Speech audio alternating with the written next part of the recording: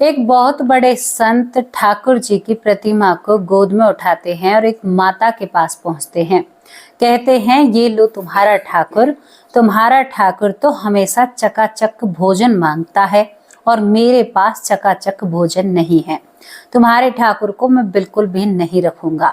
मेरे पास इतनी सामर्थ्य नहीं है जो मैं इनको चकाचक या एक 56 भोग इनको लगा सकूं। दोस्तों, क्या ठाकुर जी ने उनसे खाना मांगा था? क्या 56 भोग मांगे थे?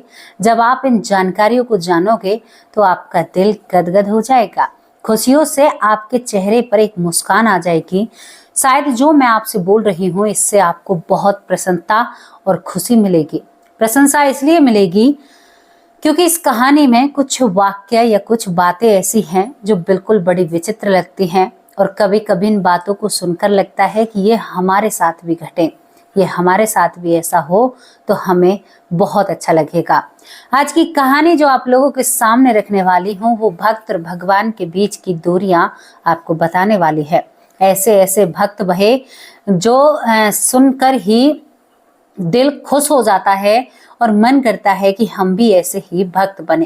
दोस्तों, आपको इस कहानी को, इस घटना को जानना है तो आपको हमारे साथ मथुरा चलना होगा।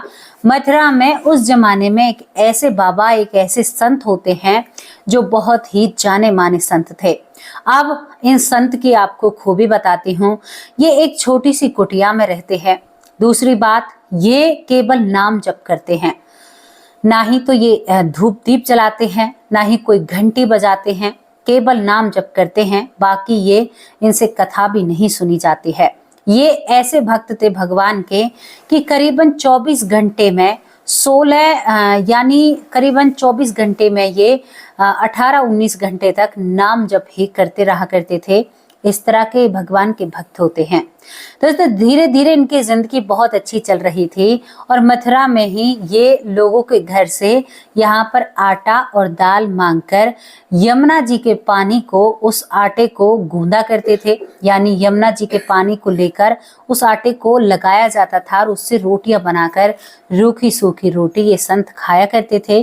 किसी दिन थोड़ा बहुत कुछ बना लिया, वरना सूखी रोटियों को ही बिना घी के, बिना वैसे ये अपने सेवन में इस्तेमाल किया करते थे।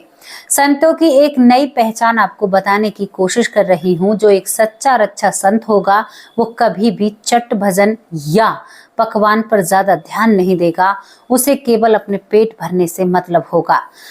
अब यहाँ पर जो ये संत होते हैं, इसी तरह से इनका जीवन बीत रहा था। रूखा सूखा खाना और भगवान का नाम जपना। पूरे दिन रात को भी बहुत देर तक नाम जप किया करते थे। अब एक वहीं पर एक महिला होती है जिन्हें अम्मा अम्मा कहा जाता था। अम्मा के पास ठाकुर जी की प्रतिमा होती है। अम्मा ठाकुर जी की सेवा में होती हैं, वो बहुत भगवान की सेवा करती हैं। इसी अम्मा के पास जो ये संत होते हैं ये भिक्षा लेने के लिए आते हैं, यानी यहाँ से ये आटा लिया करते थे। दोस्तों, यहाँ पर ये अम्मा एक दिन सोई हुई होती हैं, तभी इनको सपने में ठाकुर जी सामने नजर आते हैं। ठाकुर जी बड़े जोर जोर से रो रहे थे। अब यहाँ पर अम्मा सपने में देख रही है, कह रही है कि मेरे लाल, तू क्यों रो रहा है? मुझसे सेवा में क्या तेरी कोई गलती हुई है जो तू इस तरह से रो रहा है? तभी यहाँ पर ठाकुर जी और जोर से रोने लगते हैं। अब ये महिला कहती है, अरे बता तो सही लल्ला, मुझसे क्या गलती हुई है जो तू ऐसे रो रहा है?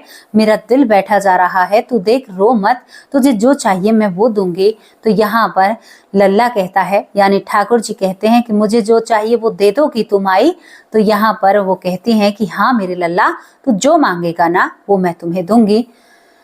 तो यहाँ पर जो ठाकुर जी होते हैं वो इस महिला से कहते हैं, अम्मा से, कि मुझे अब आपकी सेवा बहुत हुई। अब मुझे उस व्यक्ति से सेवा करानी है जो आपके घर पर आटा और दाल लेने के लिए आते हैं, यानी उन संत से अपनी सेवा करानी है। सपने में ही अम्मा कह रही हैं कि बेटा, उसके पास तो कुछ भी नहीं है। तू कैसे रहेगा उसकी झोपड़ी में? तू कैसे रहेगा उसकी कुटिया में? अरे उसके पास तो कोई व्यवस्था ही नहीं है। मुझे पता है, मैं 5 बार तो तुझे भोग लगाती हूँ। मुझे तेरी सारी सेवाओं के बारे में पता है। मैं नहीं चाहती लल्ला तू दुखी रहे। तो यहाँ पर फिर लल्ला रोने लगता है। कहता है कि अगर वहां भेजो तो मैं चुप हूँ, वरना मैं चुप नहीं हूँगा। अब यहाँ पर बड़ी निराश होकर ये जो अम्मा होती है कहती है कि ठीक है, तेरी मर्जी है, तू जाना चाहता है, मेरा तो तुझे छोड़ने का मन नहीं है, लेकिन तेरा आदेश हुआ है तो तेरा आदेश तो मुझे निभाना पड़ेगा। दोस्तों जैसे ही सुबह होती है, सुबह होते ही यहाँ पर ये जो संत होते हैं इनके घर आकर कहते हैं कि माई कुछ दीजिए। तो यहाँ पर माई कहती है कि हे महाराज, मैं आपको कुछ आज देने वाली नहीं हूँ, आज मैं साक्षात अपने ठाकुर जी को तुम्हें देना चाहती हूँ, क्योंकि वो तुम्हारे हाथों से सेवा कराना चाहते हैं। अब यहाँ पर जो ये संत होते हैं अपने सर को खुजाने लगते हैं, कहते हैं कि माई मेरी तो रूखी सूखी रोटियां हैं, मैं तो यमुना के पानी से तो आटे को गूंदता हूँ, तेरे ठाकुर चकाचक भोजन मारते हैं, वो कहाँ मेरी सूखी रोटियों को खाएंगे। तो ये माई हाथ जोड़कर खड़ी हो जाती है। अम्मा कहती है कि लल्ला ने कहा है तो उनका कहा तो मानना ही होगा, आपको इन्हें ले जाना ही होगा, क्योंकि ये आपकी सेवा चाहते हैं। और माई कुछ भी नहीं समझती है अम्मा, और जबरदस्ती आज कुछ भी नहीं देती है, लल्ला को ही इस संत की गोद में थमा देती है। कई बार संत कहते हैं महात्मा कि मैं कैसे पेट भरूंगा इनका, इनके तो बहुत ठाठ हैं, बाट हैं, मेरे पास तो अम्मा कुछ भी नहीं है, आप क्या कर रही हैं। लेकिन अम्मा नहीं माने, वो तो ठाकुर जी का आदेश मानेगी। दोस्तों यहाँ पर ये संत ठाकुर जी को अपनी कुटिया में लेकर आते हैं, वहां पर चौक लीपते हैं गोबर से और ठाकुर जी को बैठा देते हैं। अब यहाँ पर ठाकुर जी से कहते हैं कि अब तू खुश है मेरे पास आकर, अब यहाँ पर तुझे कुछ भी खाने को नहीं मिलेगा। वहां पर तो अम्मा के पास बहुत सारा भोजन था, तरह तरह के व्यंजन तू खाया करता था, अब देख मेरे साथ, मैं तो यमुना जी के पानी से तो आटे को गूंदता हूँ, अब कैसे खाएगा तू। दोस्तों यहाँ पर अब वो बेचारा जो संत होता है वो गांव से मांग कर लाया करता, आलौना यानी बिना नमक का आटा लगाकर यमुना में से पानी लिया और मोटे मोटे 2 टिक्कर सेके, एक कान्हा को खिलाया, एक खुद ने खाया। 2-4 दिन निकल जाते हैं और इसी तरह से सब कुछ चल रहा था। लेकिन ठाकुर जी साक्षात प्रकट हो जाते हैं।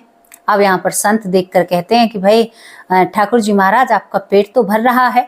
अब ठाकुर जी कहते हैं कि हे संत, पेट तो भर रहा है, लेकिन तनिक जो तुम रोटियां बनाते हो ना, उसमें थोड़ा सा नमक हो जाए ना तो मेरा पेट भर जाएगा, बस इतना सा ही कर दो, फिर तुमसे और कुछ नहीं कहूंगा। दोस्तों यहाँ पर ठाकुर जी की बातों को सुनकर ये संत कहता है कि अच्छा अब नमक भी मांगना पड़ेगा। ये संत कहता है कि ठीक है, ऐसा कर लेते हैं। संत दूसरे दिन जब भिक्षा मांगने के लिए जाते हैं तो कहते हैं कि भाई हमें थोड़ा सा नमक और दे दीजिए, क्योंकि ठाकुर जी ने मांगा है। यहाँ पर अब ये संत आटे में नमक को डालकर ठाकुर जी को भोग लगाने लगते हैं, आप भी खाने लगते हैं।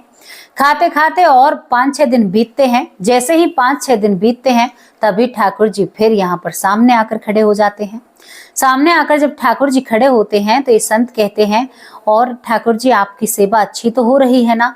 ठाकुर जी कहते हैं कि सेवा में तो कोई कमी नहीं है, बहुत आनंद हो रहे हैं, चकाचक हैं भैया, बहुत मजे आ रहे हैं, लेकिन तनिक रोटियां जो है ना वो उन पर थोड़ा सा माखन लग जाए तो हमारा पेट भर जाए। अब संत सोच में पड़ जाएं कि भैया अब तक तो नमक और आटा मांगना पड़ रहा था, अब कल से घी भी मांगना पड़ेगा।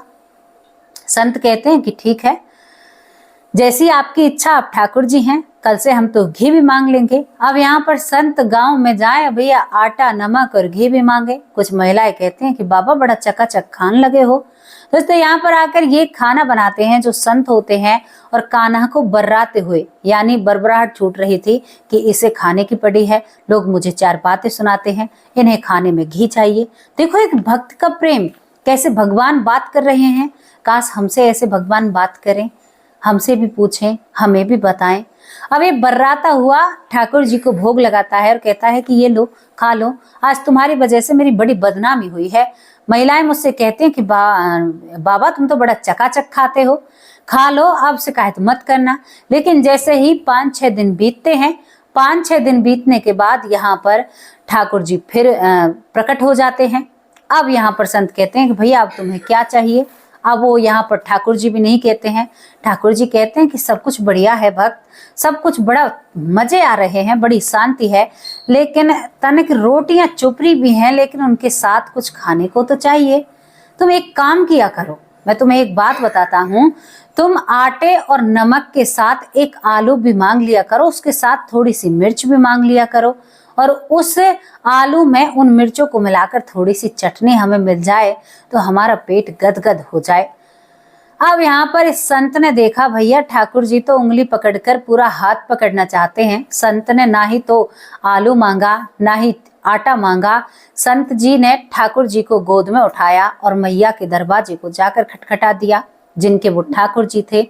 यहाँ पर कहते हैं ये लो तुम्हारा ठाकुर। तुम्हारा ठाकुर तो रोज चकाचक भोजन मांगता है, 56 प्रकार के भोजन में नहीं दे सकता, रोज मेरे सामने खड़ा हो जाता है। अभी इसे आलू की चटनी खानी है, तू ही मैया इसकी सेवा कर सकती है, मैं इसको नहीं रखूंगा। ये लो अपना ठाकुर, मेरे से तो नाम जप ही होता है, बाकी मुझसे और कुछ भी नहीं होता। जब मैया सुनती है तो कहती है कि बाबा इस तरह से मेरे ठाकुर को ना डांटिए, मेरे ठाकुर के साथ ऐसा मत कीजिए। मैया उसे भवन में जाकर रख देती हैं। दोस्तों तभी यहाँ पर जैसे ही ये संत चलने को तैयार होते हैं, तभी ठाकुर जी साक्षात विराजमान हो जाते हैं। ठाकुर जी की आंखों में आंसू होते हैं और जाकर इस संत के गले लग जाते हैं। कहते हैं कि तुम जैसी दोगे, रूखी सूखी जैसी भी दोगे, ऐसी ही तुम्हारी खाने के लिए तैयार हूं, लेकिन सेवा मेरी तुम ही करोगे। मैया कहती है कि हमने इतने दिनों से मेहनत की, आपने तो हमारा एक पल में लाड़ दुलाड़ फीका कर दिया। तो यहाँ पर ठाकुर जी कहते हैं कि ना माँ, तेरा लाड़ दुलाड़ कैसे फीका कर सकता हूँ, तू भी मेरी बहुत प्यारी माँ है, लेकिन मुझे रहना इसी के पास है। इसकी सेवा से मुझे संतुष्टि मिलती है, इसकी सेवा से मुझे बल मिलता है, इसकी सेवा से मेरी आत्मा प्रसन्न होती है, इसकी सेवा से मेरा दिल खुश होता है। मैया मैं जाऊंगा तो इसी के पास। ठाकुर जी संत के गले मिलकर फूट फूट कर रोने लगते और कहते हैं कि तू बिना नमक के खिलाएगा ना, मैं बिना नमक के खाऊंगा। तभी तो कहते हैं भक्त के बस में भगवान होते हैं। ठाकुर जी को आधीन कर लिया बिना उन्हें रिझाए। देखो एक नाम जप की महिमा, सोचकर देखिए नाम में कितनी पावर है। दोस्तों यहाँ पर ठाकुर जी को ये संत अपनी कुटिया में ले जाते हैं और उसी दिन से अलौने रोट ठाकुर जी को भोग में लगाए जाते हैं इनकी कुटिया पर। इस तरह की ये घटना होती है। इस घटना ने काफी कुछ सीखने को हमें दिया है। इस घटना में सिखाया गया है कि आप भगवान को समर्पित होते हो तो भगवान आपसे ज्यादा आपके समर्पित हो जाते हैं। भगवान आपको अपना मानते हैं, आपके लिए भगवान कुछ भी कर सकते हैं, वो आपके अधीन हो जाते हैं। सोच कर देखिए जो पूरी सृष्टि को चला रहा है वो रूखी रोटियों के पीछे जा रहा है। ये कहानियां, ये घटनाएं हमें सिखला कर जाती हैं कि हमारा अतीत और आने वाला कल और जो चल रहा है उस सब में क्या कुछ हो रहा है। ये हमें सब कुछ बतलाती हैं, सब कुछ समझाते हैं। दोस्तों आप इनको समझने की कोशिश करो। भगवान वो ताकत है, वो चीज है कि आपके लाड और प्यार के भूखे हैं। भगवान आपके चढ़ावे के भूखे नहीं हैं, आपके दिए हुए प्रसाद की भूखे नहीं हैं, वो आपके भाव के भूखे हैं। कहते हैं कि भाव जिसके अंदर भगवान उसी के हो जाते हैं। आज ये इस घटना में साबित भी हो गया। कैसी लगी आप लोगों को स्टोरी, जिस स्टोरी में पता चलता है कि ठाकुर जी भाव के भूखे हैं, आपके दिल की प्रार्थना के भूखे हैं, वो आपके चढ़ावे के भूखे नहीं है। इस कहानी से जो सीख मिलती है आपको वो सीख लेनी चाहिए। ये कहानी यहीं पर समाप्त होती है। ठाकुर जी हमेशा के लिए उसी कुटिया में विराजमान होते हैं जब तक संत इस दुनिया में रहते हैं। दोस्तों यहाँ पर एक कहानी समाप्त होती है, लेकिन बहुत सारी बातें आपको सिखाकर जाती है। अब उन लोगों का नाम लेती हूँ जो लोग मेरे परिवार का हिस्सा हैं, जो हमेशा मेरी वीडियो को देखते हैं और ढेर सारा मेरा मनोबल बढ़ाते हैं, मुझे आगे बढ़ने की प्रेरणा देते हैं। चलिए उनका नाम लेती हूँ। पहले हमारी माँ आ चुकी हैं जिनका नाम यशवंती है। प्यारी माँ कैसी हो आप? नारायण स्वरूप बहुत बहुत धन्यवाद भाई जी आपका। रमन जी बहुत बहुत धन्यवाद। मीनू मिश्रा बहुत प्यारी बहन है। अजीत कुमार चौधरी बहुत बहुत धन्यवाद। अंजू बहन कैसी हो? अंजना कुमारी बहुत बहुत धन्यवाद। वंदना चंदेल बहुत बहुत धन्यवाद। विनोद पाटिल बहुत बहुत धन्यवाद। श्रद्धा शर्मा हमारी बहुत प्यारी बहन है। कृष्ण भाई बहुत बहुत धन्यवाद। यहाँ पर डॉक्टर सुरेश सोनी हमारे बड़े भाई हैं जो बहुत अच्छे कमेंट करते हैं, रेगुलर कमेंट करते हैं। यहाँ पर हमारे हिमांशु सोनी हमारे भतीजे हैं जो बहुत अच्छे कमेंट करते हैं। मिष्टी सोनी हमारी भतीजी हैं, बहुत बहुत धन्यवाद। यहाँ पर गोदम्बा दाशी बहुत बहुत धन्यवाद। गोदम्बा दाशी आपका नाम इसी तरह से है। राजेश चौहान बहुत बहुत धन्यवाद। दिलीप मीना बहुत बहुत धन्यवाद। संजीव कुमार जो कि फेसबुक के जरिए हमें देखते हैं, फेसबुक पे आपके कमेंट आते हैं, बहुत बहुत धन्यवाद भाई आपका, आपके कमेंट बहुत अच्छे होते हैं। हरीश नारायण बहुत बहुत धन्यवाद। गीता उपाध्याय बहुत बहुत धन्यवाद। मधु उपमन मथुरा से हैं। रामायण कुशवाहा यहाँ पर बहुत अच्छे भाई हैं, बहुत अच्छे कमेंट करते हैं। जयपुर से यहाँ पर जयपुर से श्रुति शर्मा बहुत बहुत धन्यवाद। पूर्वंश भाई बहुत बहुत धन्यवाद। मंजू चौधरी कैसी हो प्यारी बहन, बहुत अच्छे कमेंट करती हो आप यहाँ पर। सुनील सैनी बहुत बहुत धन्यवाद। पिंकी बहन बहुत बहुत धन्यवाद। केबी ज्यादा राजकोट बहुत अच्छे भाई हैं। बिटी का बॉस बहुत बहुत धन्यवाद। खुशी सिंह बहुत बहुत धन्यवाद। आशा गुप्ता बहुत अच्छी बहन है। ज्ञानता सरस्वती बहुत अच्छे कमेंट करती हैं। मदित त्रिवेदी मुदित त्रिवेदी बहुत बहुत धन्यवाद। गायत्री देवी बहुत बहुत धन्यवाद। शकुंतला बहन कैसी हो आप। तरुण सैनी बहुत बहुत धन्यवाद। तुलसी शर्मा बहुत अच्छे भाई हैं। पुरुषोत्तम बहुत बहुत धन्यवाद। गोपी सिंह भाई बहुत बहुत धन्यवाद। प्रवेश भाई बहुत अच्छे भाई हैं। गुलजारी लाल बहुत बहुत धन्यवाद। अनिल व्यास बहुत अच्छे भाई हैं। सुकंतला चंद्र प्रकाश बहुत बहुत धन्यवाद। योग माया साहू बहुत अच्छी बहन है। सीमा बहन लखनऊ से। राजकुमार निर्मलकर बहुत अच्छे भाई हैं। यहाँ पर बिमला दलाल बहुत अच्छी बहन है। यहाँ पर सीता दलाल वो भी बहुत प्यारी बहन है। सीता शर्मा बहुत प्यारी बहन है। सीता मौर्य हमें माँ लगती हैं, यानी हम उन्हें माँ कहकर बुलाते हैं। सीता मौर्य हमारी बहुत प्यारी माँ है। यहाँ पर सीमा एक और बहन है जो बहुत अच्छे कमेंट करती हैं। सीमा अरोरा दिल्ली से बहुत प्यारी बहन है। बबीता सिंह दिल्ली से। यहाँ पर ज्योति श्रीवास्तव बहुत प्यारे कमेंट करती हैं। और यहाँ पर ललिता यादव माँ हरियाणा से हमें देखती है।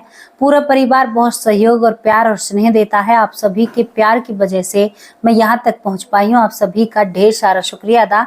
कैसी लगी आप लोगों को वीडियो, अपनी राय कमेंट बॉक्स में जरूर रखना। अब आप लोगों से विदा लेती हूँ। शाम को कल हाजिर होंगे एक सच्ची और अच्छी स्टोरी के साथ। तब तक के लिए नमस्कार। जय हिंद, जय भारत।